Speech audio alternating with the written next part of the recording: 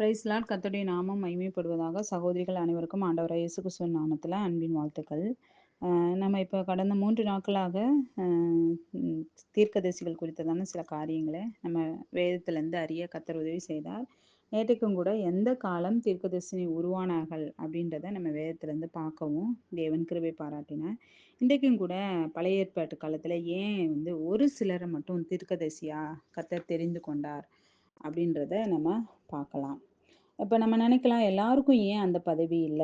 Even நமக்கு தெரியும் நல்ல உத்தமர்களும், சன்மார்க்கரும், நீதிமான்களா இருந்த அநேக மனிதர்கள் இருந்தாலும் கூட, கர்த்தர் ஏன் ஒரு சிலரை மட்டும் ஆம், இந்த தீர்க்கதரிசன ஊழியத்துக்கு தெரிந்து கொண்டார் அப்படின்னு நம்ம வேதத்துல இருந்து பார்க்கலாம். முதலாவது இந்த தீர்க்கதரிசியுடைய ஊழியம் என்ன அப்படின்னு நம்ம பார்த்தோம்னா, புதிய ஏற்பாட்டுல நம்ம பார்க்கும்போது எபேசியர் 4ஆம் அதிகாரத்துல நம்ம பார்த்தோம்னா 12லேருந்து 15 வசனங்களை இப்படி சொல்லப்பட்டிருக்கிறது. பரிசுத்தவான்கள் சீர் பொருந்தும் பொருட்டு சுவிசேஷ ஊழியத்தின் வேலைக்காகவும் கிறிஸ்துவின் சரீரமாகிய சபையானது பக்தி விருத்தி அடைவதற்காகவும் அவர் சிலரை அப்போஸ்தலராகவும், சிலரை தீர்க்கதரிசிகளாகவும், சிலரை சுவிசேஷகராகவும், சிலரை மேய்ப்பராகவும், போதவராகவும் ஏற்படுத்தினார். அப்ப இவங்களுடைய ஊழியம் என்ன அப்படின்னா, இந்த காலகட்டத்துல பரிசுத்தவான்களை சீர் பொருந்தும் பொருட்டும், அடுத்து இரண்டாவதாக சுவிசேஷ ஊழியத்துல வேலைக்காகவும், கிறிஸ்துவின் சரீரமான சபையை பக்தி விருத்தி அடைவதற்காகவும் கர்த்தர் என்ன பண்ணார், தீர்க்கதரிசிகளை உருவாக்குனார். அப்ப இதுதான் இவங்களுடைய பிரதான ஒரு ஊழியமா இருந்தது. அந்த காலங்களிலும் அதே ஊழியங்களை தான் அவங்க செஞ்சாங்க. என்ன செஞ்சாங்க அப்படின்னா, தேவன் மக்களிடத்திலே சொல்லும்போது அவங்கள தேவன் சொல்லுகிற வார்த்தைய மக்களிடத்துல போய் சொல்றதும், பாவங்களை கண்டித்து உணர்த்துறதும், மனம் திரும்பும்படியான ஒரு ஊழியங்களையும் பழைய ஏற்பாட்டு காலங்கள்ல இந்த ஊழியங்களை அவங்க செஞ்சு வந்தாங்க. குறிப்பா கர்த்தருடைய வாயா இருந்து கர்த்தர் சொல்கிற காரியங்களை அப்படியே போய் என்ன பண்ணுவாங்க, அது மக்களிடம் போய் சேர்க்கிறவங்களாகவும் இருந்தாங்க. அப்ப இது பழைய பாட்டு தீர்க்கதரிசிகளுடைய ஊழியமா இருக்குது. இப்ப பழைய பாட்டு தீர்க்கதரிசியில பார்க்கும்போது சில தன்மைகள், என்னென்ன தன்மைகள், அதாவது மினிஸ்ட்ரி ஆஃப் அவங்களுக்கு சில தன்மைகள், தீர்க்கதரிசிகளுக்கு சில தன்மைகள் இருக்குது. அது என்ன தன்மைகள் அப்படின்னு பார்த்தோம்னா 4 விதமான தன்மைகள் ஒரு தீர்க்கதரிசி பழைய ஏற்பாட்டு காலங்கள்ல இருந்திருக்கு. என்ன தன்மை? முதலாவது என்ன தன்மை அப்படின்னா, அந்த தீர்க்கதரிசியை தேவனோடு நெருங்கி வாழ வேண்டும். அப்படின்னா தேவனோடு நல்ல ஒரு உறவு இருக்கணும். கர்த்தரிடத்துல நல்ல ஒரு பேசக்கூடிய ஒரு மனிதரா இருக்கணும். அப்படின்னா இந்த காலகட்டத்துல நம்ம சொன்னோம்னா என்ன சொல்லலாம்? தேவனோடு நமக்கு நல்ல உறவு இருக்கணும் அப்படின்னா, நம்ம முதலாவது நல்ல வேதத்தை படிக்கணும். அப்ப நம்ம தேவன் நம்மிடத்துல பேசுற காரியங்களை நம்முடைய செவிகள் கேட்கும். அதை செயல்படுத்துவதற்கு நம்ம என்ன பண்ணணும், நம்முடைய நம்முடைய வாழ்க்கையை நம்ம ஒப்பு கொடுக்கக்கூடியவர்களா இருக்கணும். இதுதான் தேவனுடைய ஒரு உறவு. ஆண்டவர் சொல்லுவாரு, அது ஒருவேளை நம்மிடத்துல பாவம் இருந்தா அந்த பாவத்தை நம்ம மாத்தணும். மாத்தி நம்முடைய வாழ்க்கையில ஒரு மாற்றத்தை கொண்டு வரணும். அப்ப அந்த மாதிரி தேவனோடு ஒரு நெருங்கி வாழ வேண்டும். தேவனிடத்துல நல்ல பேசணும். நாம தேவனிடத்துல பேசும்போது என்ன பண்ணுவோம், நம்ம ஜெபம் பண்ணுவோம் இந்த நாட்கள்ல. அப்ப இப்படி ஒரு தீர்க்கதரிசியுடைய முதலாவது தன்மை எப்படி இருக்கணும் அப்படின்னா, தேவனுக்கும் அவருக்கும் இடையான அந்த உறவு எப்படி இருக்கணும், நல்ல ஒரு க்ளோஸ் ரிலேஷன்ஷிப்பா இருக்கணும். தேவனோடு நெருங்கி வாழ வேண்டும். அடுத்து 2வது என்ன ஒரு தன்மை இருக்கணும் அப்படின்னா, மக்களுக்காக பரிந்து பேசி ஜெபிக்க வேண்டும்.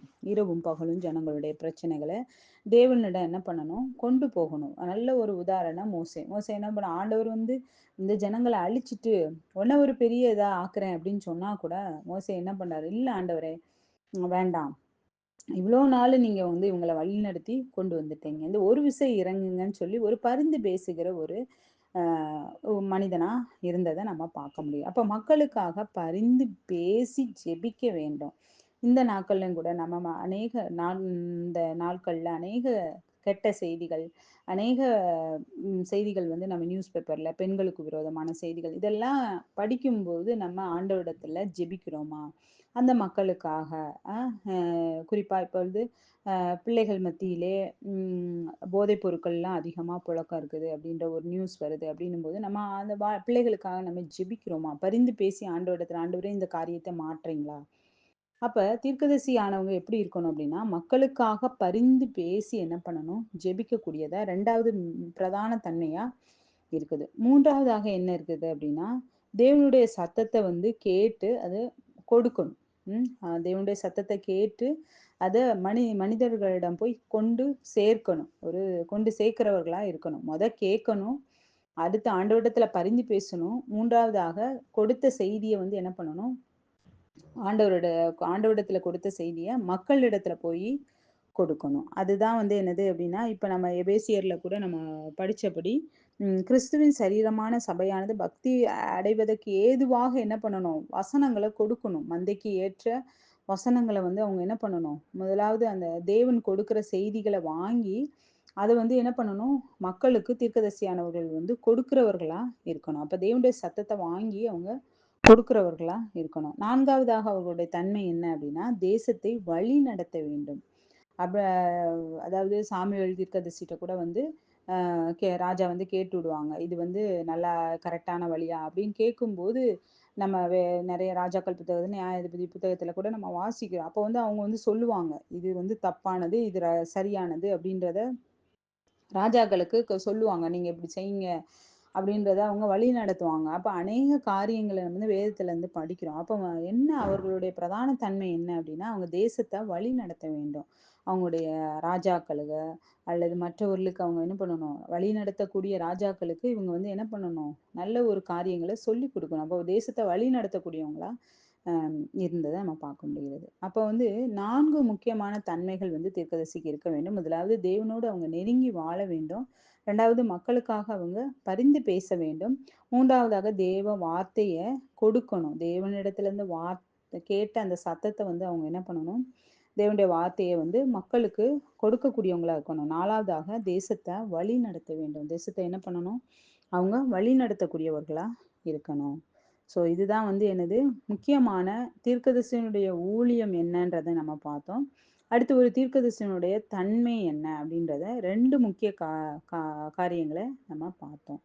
அடுத்து வந்து தீர்க்கதரிசி தேவனுடைய சத்தத்தை எப்படி கேட்பான் அப்படி வந்து பார்க்கும்போது 3 விதங்கள்ல தீர்க்கதரிசி வந்து அந்த நாட்கள்ல தேவனுடைய சத்தத்தை வந்து கேட்டாங்க. எப்படி அப்படின்னு வந்து பார்த்தோம்னா, கடவுள் வந்து எப்படி அப்படின்னா, தரிசனம் மூலமாக தேவனுடைய சத்தம், அது தரிசனம் அல்லது சொப்பனம், God will speak through vision and dreams, அது மூலமாக கர்த்தர் வந்து தேவனுடைய சத்தத்தை தீர்க்கதரிசிகள் வந்து கேட்டாங்க. அடுத்து 2வதாக எப்படி கேட்டாங்க அப்படின்னா, அதாவது வந்து கர்த்தருடைய வார்த்தை நேரடியாவே வெளிப்படும். அவருடைய காதுல வந்து நேரடியாவே என்ன பண்ணும், கர்த்தருடைய வார்த்தை வந்து வெளிப்படும். காதுல வந்து கேட்கும். அப்படி இல்லை அப்படின்னா உள்ளத்துல வந்து ஒரு ஏவுதல் வரும். இன்னைக்கும் கூட நமக்கு பரிசுத்த ஆவியானவர் அப்படித்தான் நம்மள பேசுறாரு இல்ல. ஒண்ணு என்ன பண்ணுவாரு அப்படின்னா, ஏதாவது ஒரு ஏவுதல் கொடுப்பார், அல்லது திடீரென்று நம்முடைய பரிசுத்த ஆவியானவர் என்ன பண்ணுவார், நமக்கு சில வசனங்களை கொடுப்பார். அப்ப அது மூலமா ஆவியானவர் நம்ம பேசுறத நம்ம இன்றைய காலகட்டத்துல நம்ம உணர்றோம் அல்ல. அப்ப அன்றைய காலகட்டத்துல வந்து காதுல வந்து வார்த்தை, கர்த்தருடைய வார்த்தை விழுந்த காதில் விழுந்தது, அந்த மாதிரி ஆடியோ வாய்ஸ், கர்த்தருடைய சத்தம் கேட்டது அப்படின்னு நம்ம வேதத்துல வந்து பார்க்கிறோம். அப்ப அது மூலமாகவும், 2வதாக உள்ளத்துல வந்து சில ஏவுதல் மூலமாக சில நேரங்கள்ல வார்த்தைகள் வந்து உள்ளத்துல உருவாகும். ஸோ அந்த மாதிரியும் கர்த்தருடைய சத்தத்தை வந்து தீர்க்கதரிசிகள் வந்து கேட்டாங்க. 3வதாக வந்து என்ன பண்ணுவார்னா, சில எக்ஸ்பீரியன்ஸ் இருக்கும். அதாவது எப்படி எப்படின்னா, சில இடத்துக்கு ஆண்டவர் வந்து கூட்டிட்டு போவார். தீர்க்கதரிசிகளை என்ன பண்ணுவாரு, சில இடத்துக்கு வந்து கூட்டிட்டு போறாரு. ஒரு எக்ஸாம்பிள் நாம இப்ப எடுத்துட்டோம்னா, எரேமியா 18ஆம் அதிகாரத்துல எரேமியாவை வந்து கர்த்தர் வந்து குயவன் வீட்டுக்கு கூட்டிட்டு போவார். கூட்டிட்டு போய் அங்க ஒரு காட்சியை வந்து பார்க்க சொல்லுவார். அப்ப எரேமியா பார்க்கும்போது களிமண் வந்து குயவன் கையில வந்து கெட்டு போயிருக்கும். அப்ப களிமண் வந்து தூ தூர போடவா அல்லது வேற பாத்திரமா வணையவா அப்படின்னு கர்த்தர் சொல்லுவாரு எரேமியாவை, இந்த ஜனங்களை என் கையில கெட்டு போயிட்டாங்க, திரும்ப நான் வேறு பாத்திரமா வணைய போறேன். அப்ப இந்த செய்தியை வந்து நீ போய் ஜனங்களுக்கு சொல்லு அப்படின்றத சொல்லுவார்.